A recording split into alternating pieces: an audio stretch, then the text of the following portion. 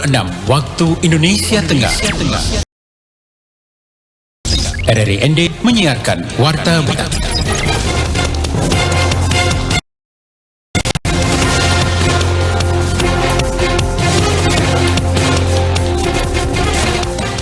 Selamat pagi pendengar, saat ini Anda mengikuti Warta Berita RRI ND edisi Kamis di 9 Maret 2023 dengan Sari Berita.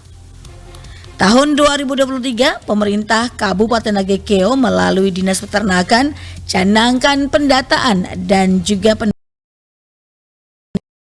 penandaan ternak dengan memasang Irtak Secure QR Code sebagai tanda pengenal atau identitas yang dipasang pada daun telinga ternak. Tim SAR gabungan berhasil menemukan nelayan Narakele asal Dusun 2, Desa Mokantara, Kecamatan Larantuka, Kabupaten Flores Timur, Nusa Tenggara Timur yang tenggelam di perairan Duba Flores dalam kondisi meninggal dunia. Bersama saya Femi Sareora, inilah berita selengkapnya.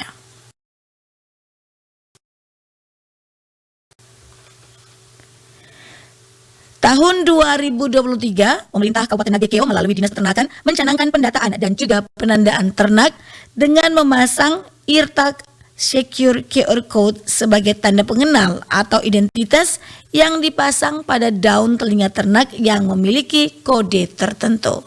Selengkapnya, Ferisoo melaporkan. Pencanangan penandaan dan pendataan ternak dilaksanakan berdasarkan instruksi Bupati Nagekeo tanggal 26 Februari 2023 tentang penandaan dan pendataan ternak di Kabupaten Nagekeo. Kadis Peternakan Kabupaten Nagekeo, Clementina Dawo kepada RRI menjelaskan, pencanangan ini dilakukan sebagai tindak lanjut keputusan Menteri Pertanian tentang penandaan dan pendataan hewan dalam penanggulangan penyakit mulut dan kuku, foot and mouth disease, yang mana setiap ternak di seluruh Indonesia wajib dipasang Irtak Secure QR Code sebagai tanda pengenal atau identitas yang dipasang pada daun telinga ternak yang memiliki kode tertentu. Menurut Kadis Clementina, tahun 2023, Pemkab Nagekeo melalui Dinas Peternakan akan melakukan pendataan dengan target sebanyak 46.598 ekor yang dilaksanakan sejak 8 Februari 2023 lalu. Tujuan dari kegiatan ini kita bisa mendapatkan populasi ternak di wilayah kita masing-masing sehingga mendapatkan ternak yang beridentitas dan ternak yang berkualitas sehingga populasi dari ternak kita dapat diketahui dengan sasaran kita baik ternak yang sudah divaksinasi, yang belum divaksinasi, semua ternak ini khusus untuk ternak besar, ternak sapi dan kerbau. Sedangkan khusus ternak kambing, domba dan babi penandaan dan pendataan dilakukan pada UPT atau UPTD milik pemerintah. Sementara untuk ternak yang tidak melakukan penandaan dan pendataan tidak akan dilakukan pemeriksaan kesehatan hewan berupa vaksinasi IB atau PKB, pelarangan lalu lintas ternak, pelarangan jual beli di pasar hewan, atau berbagai jenis pelayanan dari Dinas Peternakan. Untuk Kabupaten Nagekeo, target yang diberikan itu berdasarkan data populasi yang kita sampaikan. Jadi untuk Nagekeo, 46.598 ekor. Ternak ini berdasarkan populasi. Jadi Asesa populasinya 11.725, Asesa Selatan 4.840, Bowai 13.401, Keo Tengah 1.078, Mauponggo 2.939, Nangaroro 3.800 dan Wolowai 8.800 Mas. Ini berdasarkan data populasi ternak yang kita sudah rilis sebelumnya. Sementara Bupati Nagekeo Yohanes Don Boscodo berharap ternak yang telah beridentitas tentunya menghasilkan ternak yang berkualitas. Bupati Don mengajak masyarakat untuk terus meningkatkan populasi ternak, khususnya kerbau, mengingat populasinya yang kian menurun. Kedepan Bupati Don berharap untuk populasi kerbau dijalankan terus dan semakin meningkat. RRI ND Ferisoo melaporkan. Saat ini, teknologi digital membuka pintu baru bagi pemberdayaan perempuan, anak perempuan, dan kelompok terpinggirkan lainnya secara global. Era digital telah menunjukkan peluang yang belum pernah ada sebelumnya untuk menghilangkan segala bentuk kesenjangan dan ketidaksetaraan. Laporan Veranda Garus.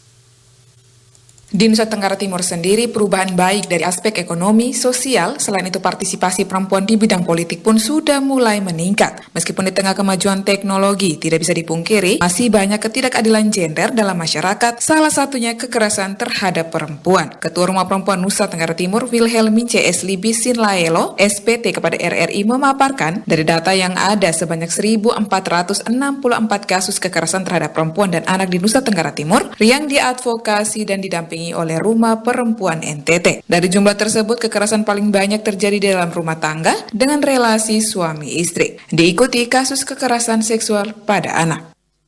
Kami sebagai aktivis sangat senang sekali karena pada tahun 2002 itu pemerintah Indonesia telah mensahkan Undang-Undang Nomor 12 tahun 2022 tentang tindak pidana kekerasan seksual. Sudah tentu dengan hadirnya undang-undang ini dapat memberikan perhatian yang serius terhadap beban kekerasan seksual pada perempuan dan anak, dan juga dapat melindungi perempuan dan anak dari hal-hal tersebut.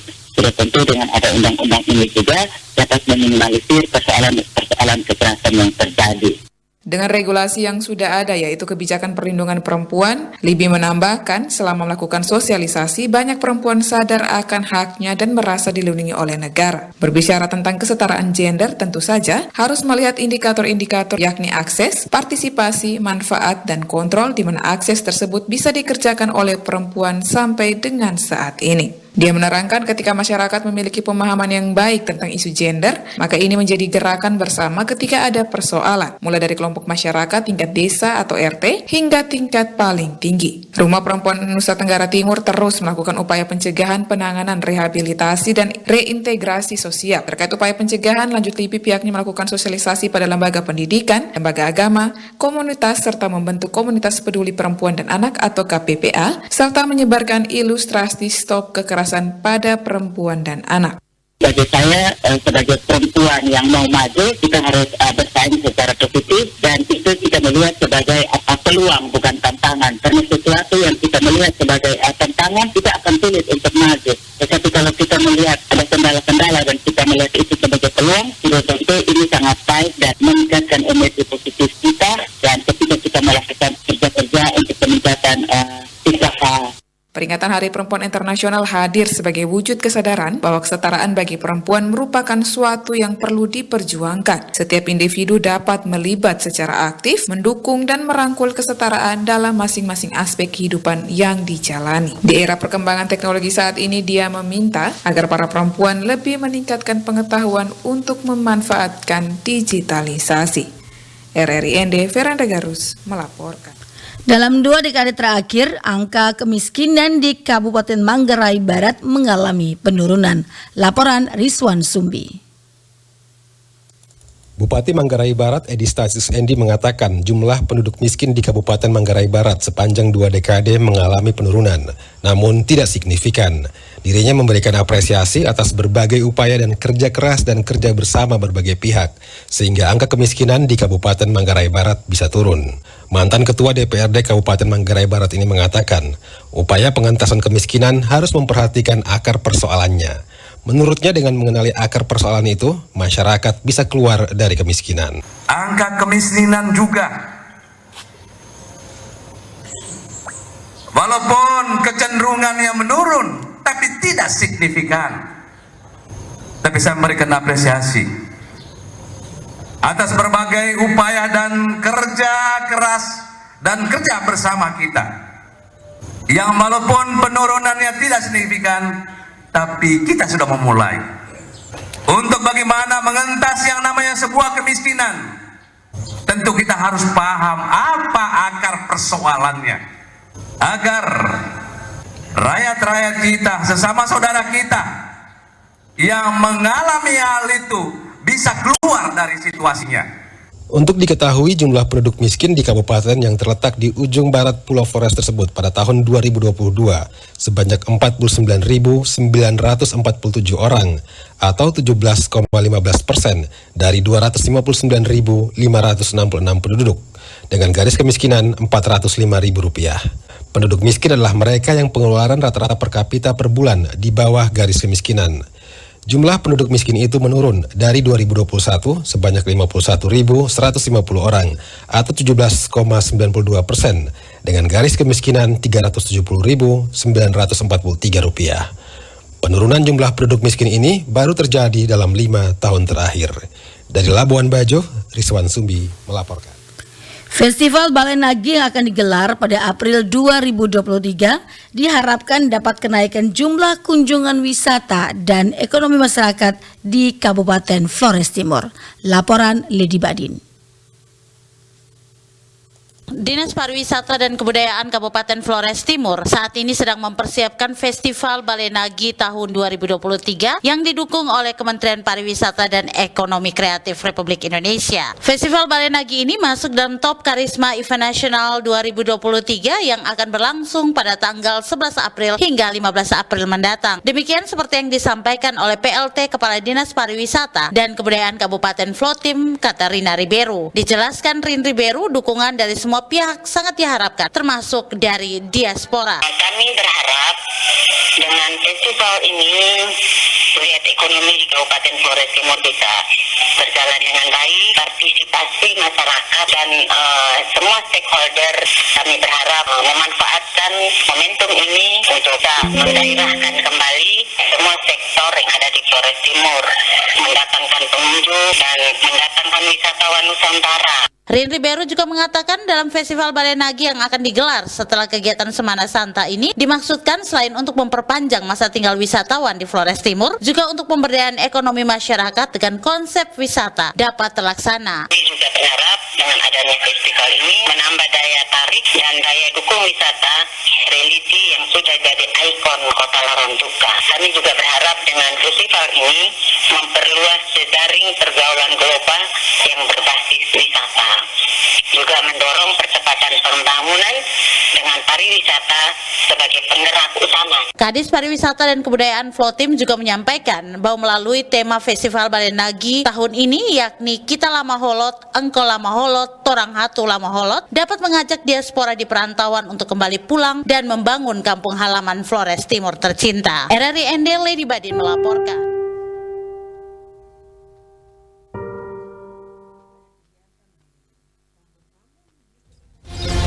Anda sedang mendengarkan Warta Berita Produksi RRI ND.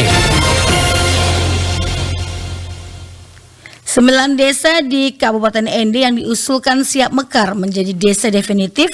6 desa diantaranya sudah mendapatkan rekomendasi dari kementerian, sementara 3 desa harus lengkapi kembali berkasnya. Laporan Rovinus Ula. Hal tersebut disampaikan Dr.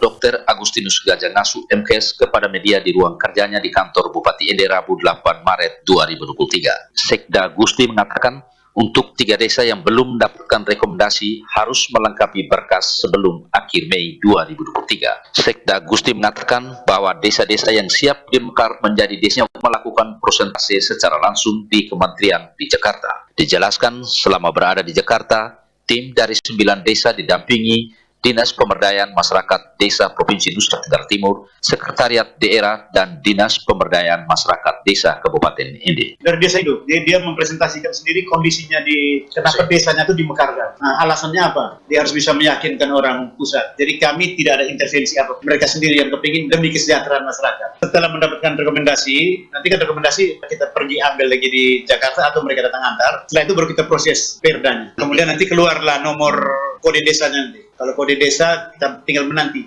Gusti Ngasu menambahkan yang melakukan presentase adalah tim dari desa induk dengan alasan kenapa desanya mau dimekarkan dan tim harus bisa meyakinkan orang pusat. Sementara tim pendamping baik dari Dinas Pemberdayaan Masyarakat Desa Provinsi, Sekretariat Daerah, dan Dinas Pemberdayaan Masyarakat Desa Kabupaten tidak melakukan intervensi. Semua kembali kepada tim dari desa yang melakukan presentase demi kesejahteraan masyarakat. RRI Eder Finus Pura Warta pagi ini.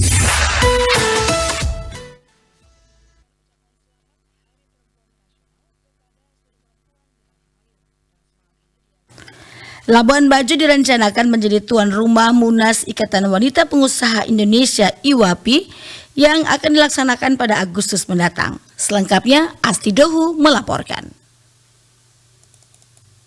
Pengusaha Indonesia atau IWAPI akan melaksanakan rapat koordinasi nasional tahun 2023 di Labuan Bajo, Kabupaten Manggarai Barat, Provinsi Nusa Tenggara Timur. NTT memenangkan voting mengalahkan Kalimantan dan Sumatera untuk Rakornas tahun 2023 yang rencananya akan dilaksanakan pada bulan Agustus tahun 2023. Karena hampir semua pengusaha ingin ke Labuan Bajo. Selain untuk mengikuti Rakornas, juga untuk berwisata melihat keindahan Labuan Bajo. Ketua IWAPI Manggarai Barat, Kendi Latubara menerangkan, Ketua Umum DPP Pusat bersama pengurus telah berkunjung ke Labuan Bajo untuk melakukan survei lokasi terkait layak dan tidaknya Labuan Bajo menjadi tuan rumah Rakornas IWAPI tahun 2023. Dan hasil survei terdapat dua pilihan lokasi, yaitu Kupang dan Labuan Bajo.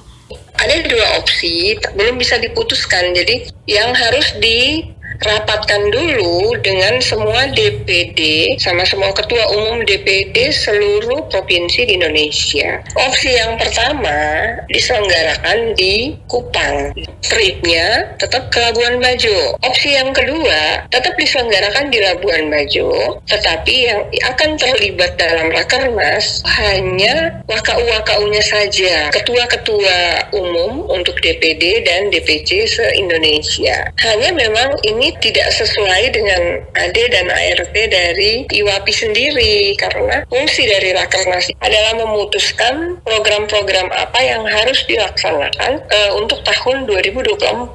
Pembahasan program kerja 1 tahun akan datang. Kendi mengungkapkan IWAPI Labuan Bajo siap menjadi tuan rumah Rakornas tahun 2023. IWAPI akan bekerja sama dengan pemerintah dan stakeholder yang lain untuk mensukseskan kegiatan akbar tersebut karena peserta yang hadir diperkirakan 1.500 orang dari seluruh Indonesia. Kendi juga berharap kegiatan Rakornas tetap dilaksanakan di Labuan Bajo dan harus sukses serta bermanfaat bagi masyarakat, terutama bagi pelaku UMKM dan pelaku pariwisata di Labuan Bajo. RRI Labuan Bajo, Asti Dohu melaporkan. Tim SAR gabungan berhasil menemukan nelayan Narakelen asal Dusun 2, Desa Mokantara, Kecamatan Narantuka, Kabupaten Flores Timur, Nusa Tenggara Timur yang tenggelam di perairan Nuba Flores dalam kondisi meninggal dunia. Laporan Si Imam. Kepala Kantor SAR Maumere sekaligus SAR Mission Koordinator SMC Mexianus Bekabel kepada RRI Rabu 8 Maret 2023 mengatakan setelah menerima informasi dari masyarakat Desa Mokantara, Kecamatan Larantuka, Kabupaten Flores Timur pada pukul 19:20 waktu Indonesia Tengah, tanggal 7 Maret 2023 bahwa telah terjadi tenggelam seorang nelayan bernama Narakelen, umur 50 tahun, diduga terjatuh dari perahu saat mancing ikan di perairan Nuba Flores. Dijelaskan, dari laporan tersebut tim rescue Kantor Pencarian dan Pertolongan Maumere Basarnas Maumere langsung diberangkatkan menuju lokasi kejadian mengerahkan 1 unit rubber boat guna melakukan pencarian di sekitar lokasi kejadian, dan hasil pencarian hari pertama belum ditemukan, kemudian ditunda keesokan harinya. Pada hari kedua pencarian, hasilnya jasad korban ditemukan oleh tim SAR gabungan dengan melaksanakan penyelaman menggunakan Aqua AI, alat pendeteksi korban pada kedalaman 20 meter. Kami temukan itu pada pukul 08.00 waktu Indonesia bagian tengah pada kedalaman kurang lebih 20 meter dengan jarak titik yang diduga lokasi yang ditemukan itu kurang lebih 50 meter. Ia melanjutkan, korban sudah dievakuasi ke darat menggunakan rubber boat. Kantor SAR Maumere menuju RSUD Dr. Herman Fernandes Flores Timur menggunakan ambulans. Ditambahkan, adapun tim SAR gabungan pada operasi SAR ini diantaranya tim rescue Kantor SAR Maumere, Pol Air Larantuka, Polres Flotim, Pos AL Flores, Tagana Flotim, BPBD Flotim, tim medis Rumah Sakit Dr. Herman Fernandes Larantuka, masyarakat dan keluarga korban. Pendengar, mengakhiri Warta Berita Pagi hari ini, kami ajak Anda untuk mengikuti liputan dokumenter dengan judul Jenazah Kedua di tahun 2023 bersama reporter kami, Rosa Dalima.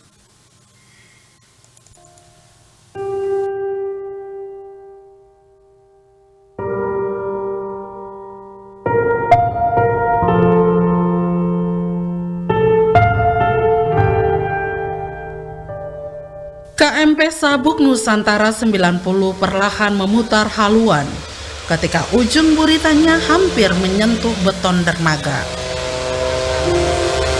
Bagi keluarga duka, sirene kapal menjadi penanda jika jenazah Ankletus Resi 47 tahun sudah tiba di kampung halamannya tercinta.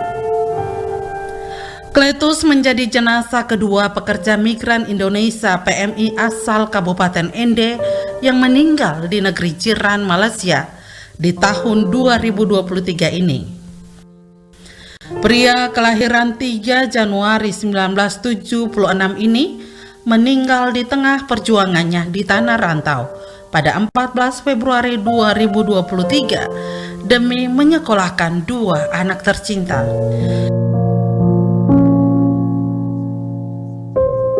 Sejak pukul 6.30 WITA, Jumat terakhir di bulan Februari, tepatnya di hari ke-24. Bersama keluarga kecil Kletus dan tim dari Komisi Keadilan dan Perdamaian Pastoral Migran Perantau KKP PMP Keuskupan Agung Ende, kami setia berdiri di samping ambulans putih di ujung dermaga, menunggu kedatangan jenazah Kletus.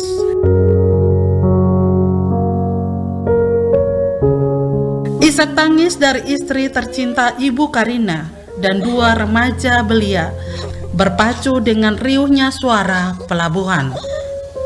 Menatap nanar ke ujung buritan, air mata Tiara 22 tahun dan Kristianus 16 tahun mengalir turun tidak terbendung. Menggunakan kren, secara perlahan peti mati diturunkan dari atas buritan Sabuk Nusantara. Dengan duka yang mendalam, ketiganya mendekat menyentuh peti kayu sebelum dimasukkan ke ambulans.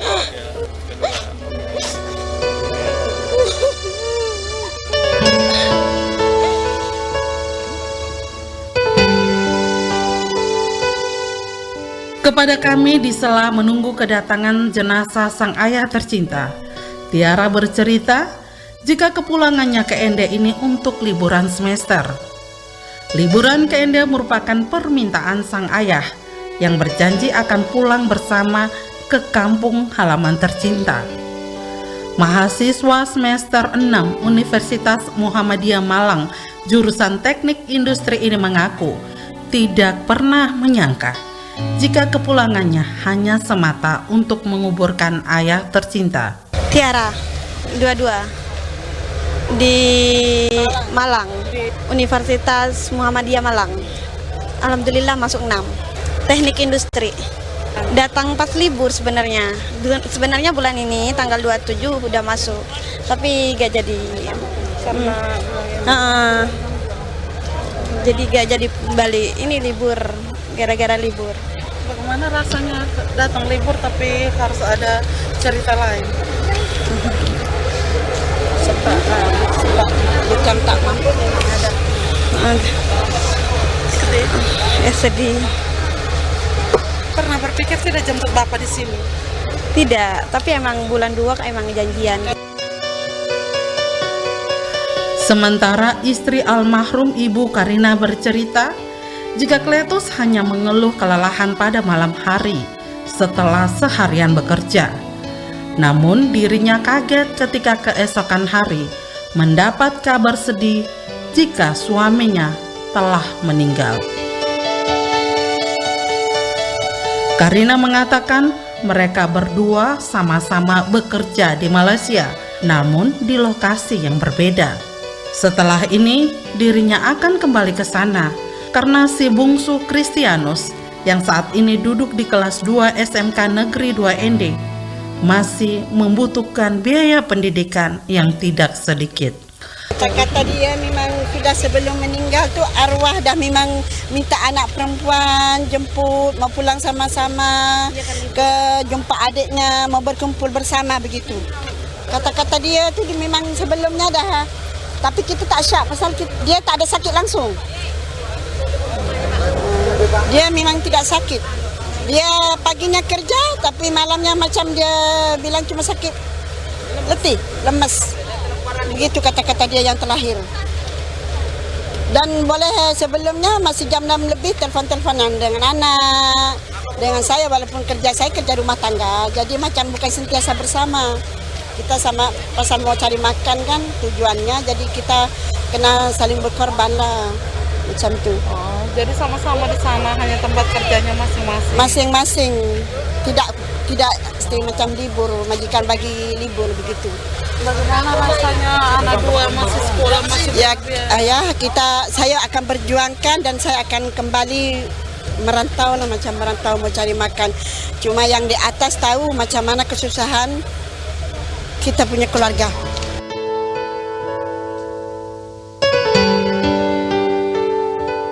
Ketua Komisi Keadilan dan Perdamaian Pastoral Migran Perantau KKP PMP Keuskupan Agung Ende Romo Reginald Piperno PR mengungkapkan, almarhum Kletus Resi ini merupakan jenazah kedua PMI Malaysia di tahun 2023 dipulangkan ke Ende. Dijelaskan Romo Perno, KKP PMP ketika mendapat informasi terkait kematian PMI di Malaysia, maka akan langsung berkomunikasi dan berkoordinasi dengan para PMI yang bekerja di sana, seperti Komunitas Katolik Indonesia dan Komunitas Floba Morata untuk proses pemulangan jenazah sesuai aturan negara Malaysia.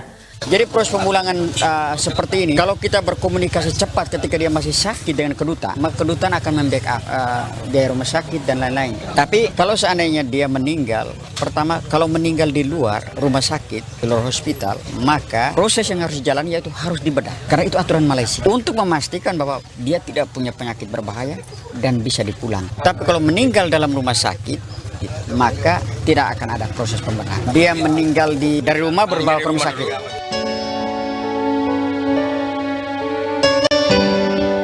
Sementara itu, anggota DPRD Kabupaten Ende yang juga menjabat sebagai Ketua Komisi Perantau di Keuskupan Agung Ende, Maximus Deki mengungkapkan, kepulangan jenazah PMI asal Ende ini adalah sebuah duka cita bersama. Maksih Deki berharap masyarakat Kabupaten Ende, khususnya pekerja migran Indonesia, jika ingin bekerja ke luar negeri, ikuti prosedural yang ada atau secara resmi sehingga dapat terlindungi hak-haknya sebagai PMI. Saya sih merasa sangat sedih melihat ada yang harus terpaksa dipulangkan seperti ini. Apalagi yang dipulangkan seperti ini adalah orang tua yang menjadi tulang punggung yang merantau ke Malaysia karena kekurangan, karena kebutuhan, bukan karena untuk mencari senang atau apa. Di saat kita menerimanya tentu histeri dari keluarga dan kita sendiri ikut bersedih, sangat bersedih.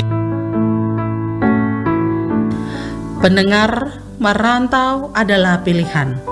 Semua orang punya hak membuat pilihan terbaik untuk hidupnya. Namun, sudah waktunya merantau secara non-prosedural atau ilegal untuk tidak lagi menjadi pilihan bagi para ayah.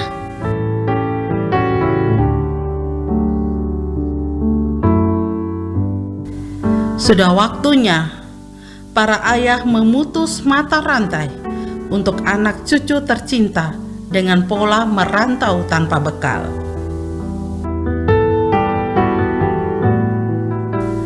Kita tentu berharap cerita dua anak di ujung dermaga pada pagi yang sunyi tidak harus terulang kembali.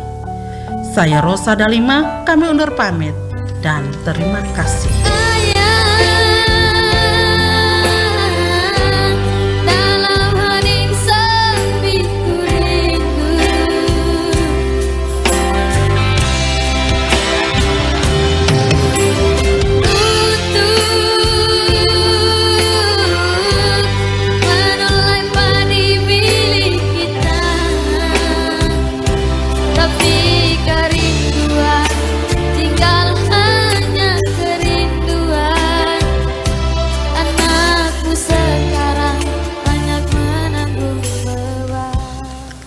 Sekian Warta Berita pagi hari ini, mewakili kerabat kerja bertugas, saya Femi Sari Ora, selamat pagi.